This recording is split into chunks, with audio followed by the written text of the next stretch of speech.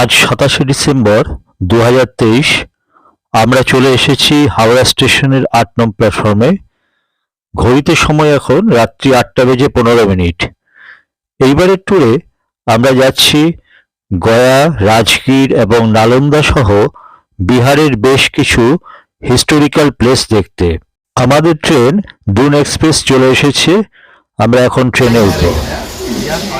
এখন আমরা চলেছি 13009 জুন এক্সপ্রেসে করে আমরা যাব হচ্ছে গয়া। সেখান থেকে আমরা চলে যাব হচ্ছে রাজগীর।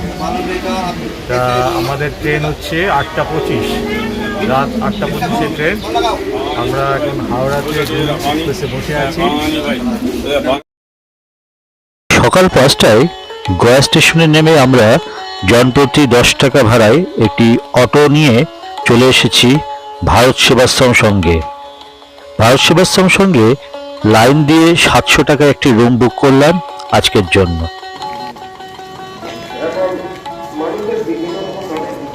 পিণ্ডদানের ব্যাপার থাকলে আপনি গয়াতে ভারত সেবাশ্রমে থাকতে পারেন। এখানে মহারাজেরা সমস্ত ব্যবস্থা করে দেন।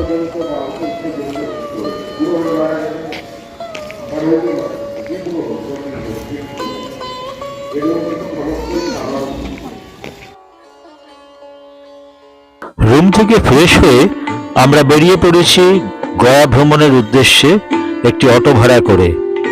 আমরা গয়া এবং বোধগয়া দুটো জায়গায় আমরা ঘুরবো, তাতে আমাদের অটো ভাড়া পড়ছে 1400 টাকা। আপনারা যারা গয়াতে প্রথম আসবেন তাদের উদ্দেশ্যে কয়েকটি কথা বলে রাখি। প্রথমত, ভারত সেবাশ্রমে থাকতে চাইলে গয়া স্টেশনের পাশেই ভারত সেবাশ্রমের অফিস আছে। সেখান থেকে টোকেন নিয়ে তারপর অটো করে ভারত সেবাশ্রমে যাবেন, কারণ গয়াতে অনেকগুলো নকল ভারত সেবাশ্রম আছে। আর দ্বিতীয়ত, অটো বা গাড়ি রিজার্ভ করার সময় বেশ কয়েকজনের সাথে দরদাম করে তবেই আপনারা ভাড়া করবেন। पदभ्यां भो मृत्युषः श्रोत्रात् तथा लोकाम् अकल्पयन् नैवेद्यं निवेदयामि श्री सर्वेभ्यो पितृनारायणेभ्यो नमः। आचमनीयं जलं समर्पयामि सर्वेभ्यो पितृनारायणेभ्यो नमः। रक्तसूत्रं समर्पयामि। ओम सुजातो ज्योतिषा सहस्रमब्बरोथमः स्वः पासु अग्नेभ्यश्वरोपगं समदेस्व विवावसु रक्तसूत्रं समर्पयामि। এখন আমরা এসেছি গয়াতে। ভারতবর্ষ এমন একটা দেশ, এইখানে ধর্ম এবং সংস্কৃতি মিলেমিশে একাকার হয়ে গেছে। আমরা গয়া তীর্থক্ষেত্রে এসেছি।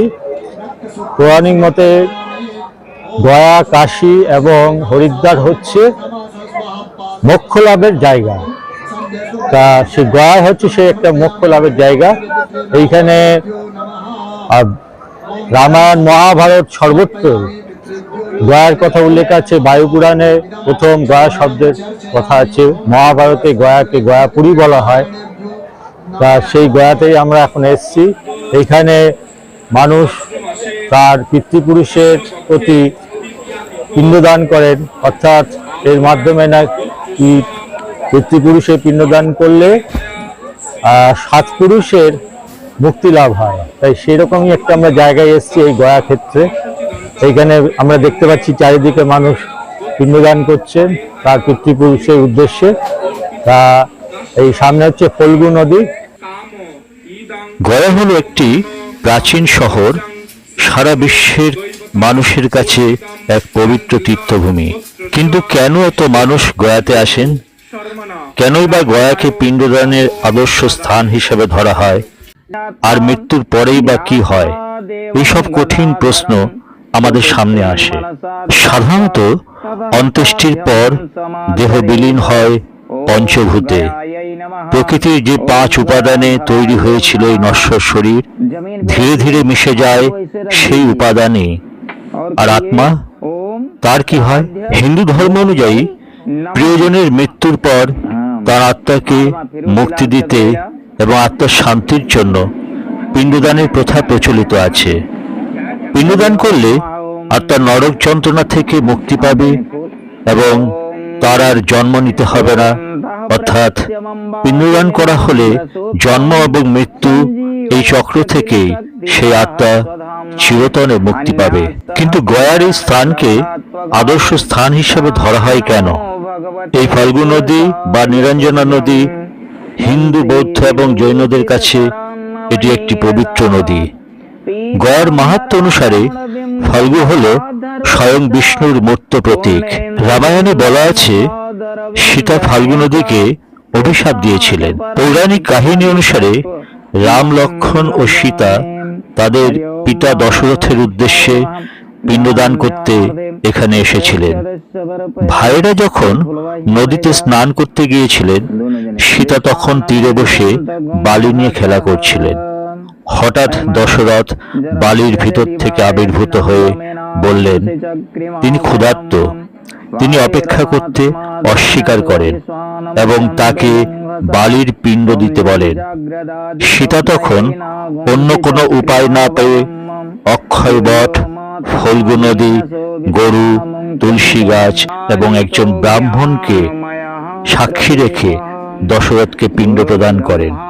তারপরেই নাকি রাজা দশরথ স্বর্গে প্রবেশ করতে পারেন।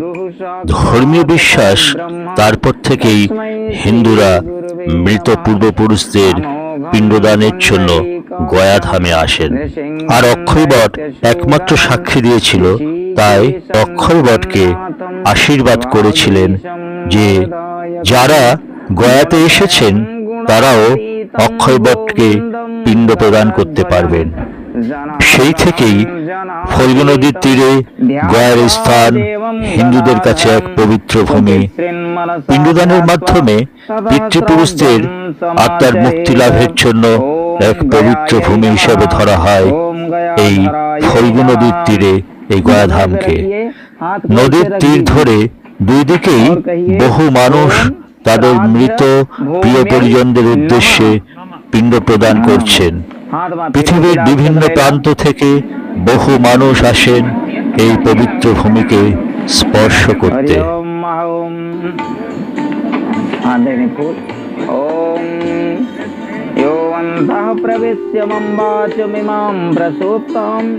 संजीवयत्यखिल शक्तिधरः स्वधाम्नाम् अन्यास्तहस्तचरणश्रवणात्वगादीन् प्राणान् नमो भगवते पुरुषाय तुभ्यम्।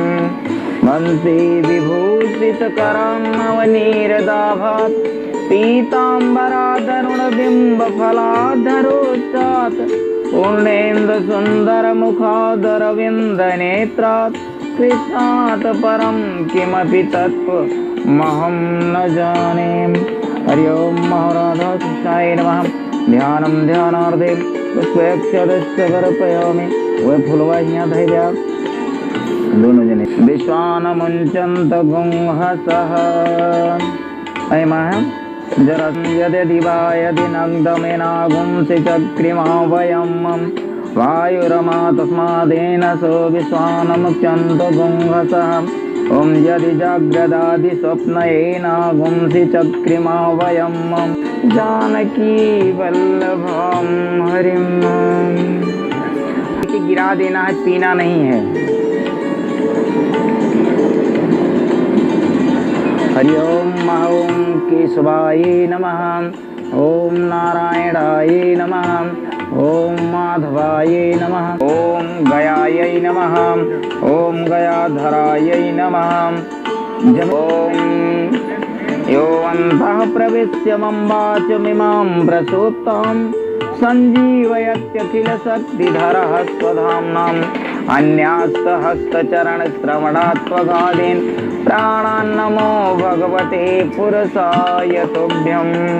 वंशी विभूषितकरां नवनीरदाभात् पीताम्बरादरुणबिम्बफलाधरोष्टात् पूर्णेन्दुसुन्दरमुखादरविन्दनेत्रात् कृष्णात् परं किमपि तत्त्वमहं न जाने। हरि ओम महाराधाय नमः। ध्यानं ध्यानार्थे पुष्पेक्षदस्य समर्पयामि। गुरुर्ब्रह्मा गुरुर्विष्णु गुरुर्देव महेश्वरः। गुरुः साक्षात् परब्रह्म तस्मै श्रीगुरुवे नमः। अमोघं पुण्डरीकाक्षं नृसिंहं दैत्यशूदनं ऋषिकेशं जगन्नाथं वागीशं वरदायकं गुणत्रयं तं गोविन्दं गरुडध्वजं जनार्दनं जनातीतं जानकी वल्लभ। আমরা দেখেছি ফল্গু নদীর তীরে বহু মানুষজন তাদের প্রিয় মৃত ব্যক্তির উদ্দেশ্যে পিণ্ডদানের মাধ্যমে পারলৌকিক ক্রিয়া সম্পাদন করছেন, যাতে তাদের সেই প্রিয় মানুষটি মুক্তি লাভ করেন। কিন্তু যাদের অপঘাতে মৃত্যু হয় তাদের সঙ্গে কি হয়? কথিত আছে, যাদের অপঘাতে মৃত্যু হয়েছে সেই হতভাগ্যরা শিলারূপে অবস্থান করে গয়ার এই প্রেত শিলা পাহাড়ে, যতক্ষণ পর্যন্ত না তার পরিজনরা এসে এই স্থানে পিণ্ড দিচ্ছেন। প্রেত শিলা পাহাড়ের চূড়ায় এই কারণেই এই মন্দিরটি উৎসর্গ করা হয়েছে প্রেতরাজ বা যমরাজকে। যম স্বয়ং এই পাহাড়ে অধিষ্ঠান করেন বলেই শান্ত থাকে প্রেতরা। তারা আর পাহাড়ে আসা মানুষদের কোনো ক্ষতি করতে সাহস পায় না। প্রেতাত্মাদের উপদ্রব এড়াতে প্রেতশিলার এই মন্দিরটি স্থাপন করেছিলেন ইন্দোরের রানী অহল্যাবাই। যাদের অপঘাতে মৃত্যু হয়েছে তাদের পরিবারের লোকেরা এসে এই প্রেতশিলার বিশেষ একটি পাথরকে ঘিরে পূজা ও পিণ্ডদান করেন। তারপর সেই প্রেতাত্মারা শিলা ত্যাগ করে রওনা দেয় যমলোকের উদ্দেশ্যে। এই বিশ্বাস বুকে নিয়েই গয়ায় মাথা তুলে দাঁড়িয়ে রয়েছে প্রেত শিলা পাহাড়। পরপারের অসীম রহস্য ঘিরে রয়েছে এই প্রেত শিলা পাহাড়ে।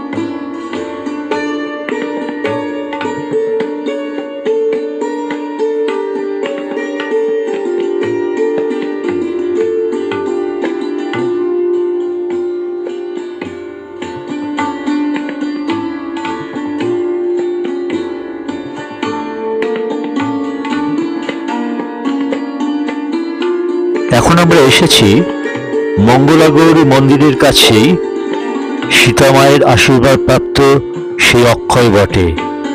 বেশ কিছু সিঁড়ি বেয়ে উপরে উঠে এলাম অক্ষয় বটের কাছে। এখানেও লোকজন আসেন পিতৃপুরুষের পিণ্ডদানের উদ্দেশ্যে। মহাভারতে অক্ষয় বটকে গয়ার একটি পবিত্র স্থান হিসেবে উল্লেখ করা আছে।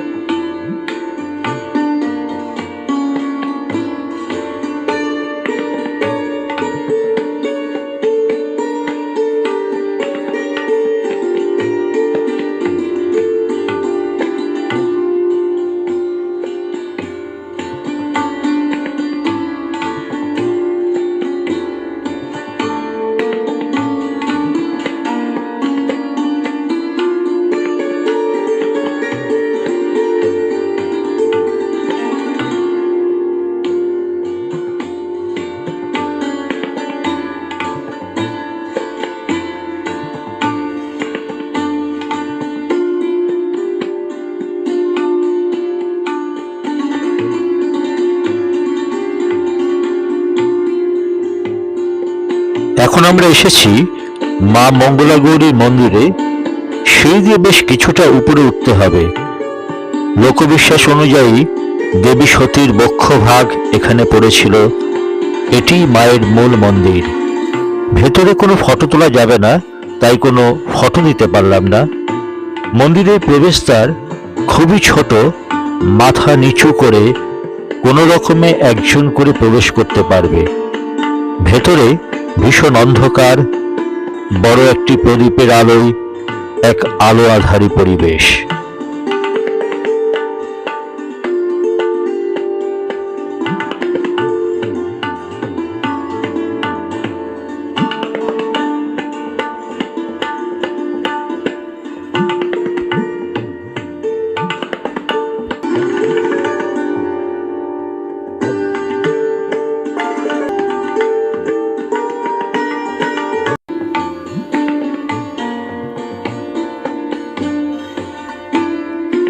এখন আমরা ফল্গু নদীর উপর ব্রিজ দিয়ে নদীর দুই পাড়ে সৌন্দর্য দেখতে দেখতে চললাম সীতাকুণ্ডের উদ্দেশ্যে।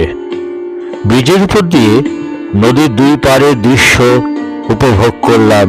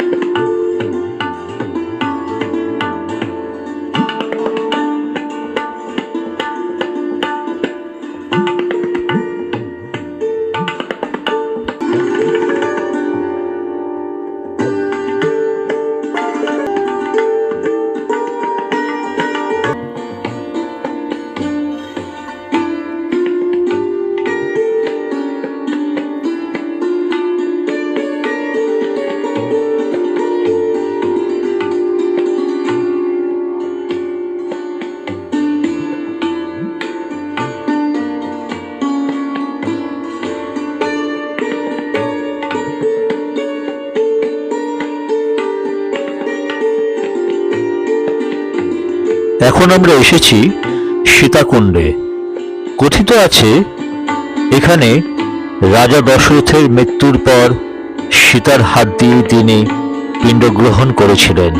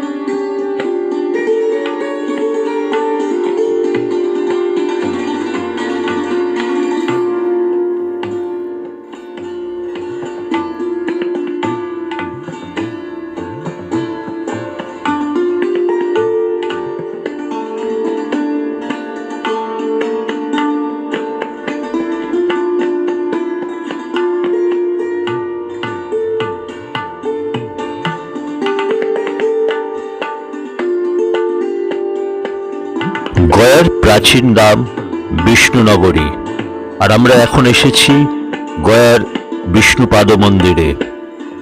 গয়ার বিষ্ণুপাদ মন্দিরটি 1766 সালে ইন্দোরের রানী অহল্যাবাই নির্মাণ করেছিলেন। ফল্গু নদীর তীরে অবস্থিত এই মন্দিরের গুরুত্বপূর্ণ বিষয় হল এখানে ভগবান বিষ্ণুর পদচিহ্ন আছে, যা কালো কোষ্ঠী পাথরে সংরক্ষিত, তাই এই মন্দিরের নাম বিষ্ণুপাদ মন্দির।